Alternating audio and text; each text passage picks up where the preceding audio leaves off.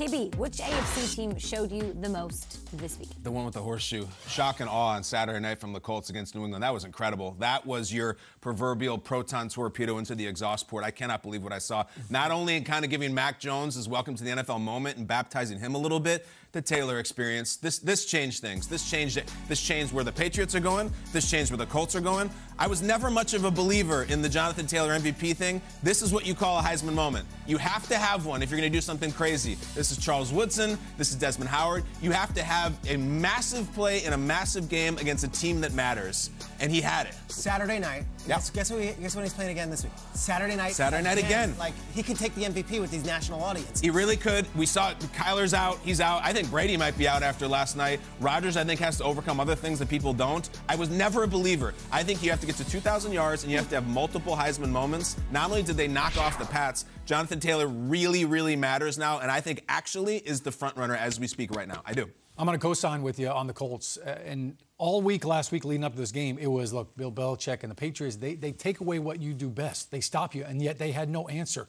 Look, this is a Colts offensive line that was without their starting center, Ryan Kelly, who was on the COVID list. So, and yet they still found a way to penetrate and pierce that Patriots defense over and over again. And then defensively for the Colts. It's great. Talk about it. I mean, look, they basically stuffed the Patriots run, which nobody has been able to do. Nobody's been able to figure out. When Michael Onwenu comes in and reports as eligible, guess what? They're running behind him. The Colts stopped that. And Darius Leonard had an unbelievable moment. He was awesome. And what a great game. You know, look, he was salivating at this matchup. And, you know, look, if you're a defensive player and you're playing a rookie quarterback, you know there's going to be a gift. He's going to at some point present that opportunity. And Darius Leonard, in case you didn't see his interception, not only did he catch the football, not only did he start to run, he stiff-armed somebody that might end up on one of your segments tomorrow and called Angry Runs. It was a beautiful, beautiful Rembrandt. I would argue that Bobby Okereke's play was even better. Okereke! 58 diving for that interception. That's true. That Colts game on Saturday night, I think that opened a lot of eyes. I'm gonna zag when everyone else. Sure.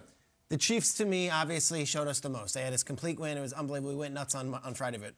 A couple days to digest. Like, the Chargers, to me, actually, I feel pretty good about them after that loss on Thursday night. Yeah. And why do I say that? They lost Derwin James in that third quarter. Bosa was out of the game there late.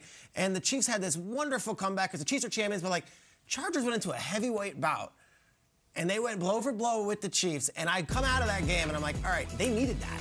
They needed that before this playoff. Like, they needed to see this is what it's going to take. Okay. But I watched this game back on Friday. They were re-airing it on NFL Network. Gosh, was Herbert awesome. Like, Herbert was tremendous. The running game wasn't great. The defense had its moments. But, like, I come out of this game, I'm like, okay.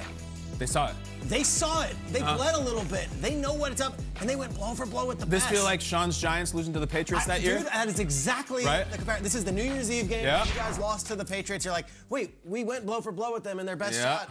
We lost, but, like, we feel pretty good. I kind of feel good about the Chargers. Better than I have all season.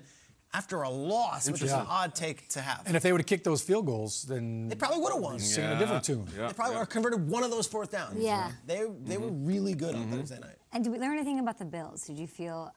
not really, right? Because it wasn't flawless. They did just enough. It wasn't a super good opponent, but they're going back into that rematch with the Patriots, who just lost to the Colts. I will say I liked seeing them run the ball.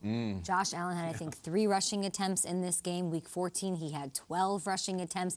It was Devin Singletary, season high, 86 rushing yards on 22. Just that fast. 22 carries, I like. 22 carries. I will take it. I will love it. It took the pressure off Josh Allen just a little bit. Kyle, you got to feel good about the fact that they're even just... You have to have some sort of run game if they want to do this year, and I like that they tried, and they won. They've been looking for this for 4 months. They've been looking. 86 yards! It's against Carolina Panthers. It's at home. Next week is the de facto AFC East Championship game. This is the biggest game in Buffalo in a long time. Matters. And I don't know. Like, they may go and only run it 6 times again next week. I don't know, but it was really refreshing to see because they've been looking for it. Yeah, I think this was, they were like, we're going to do this. We're going to see how it goes because we've got New England next week.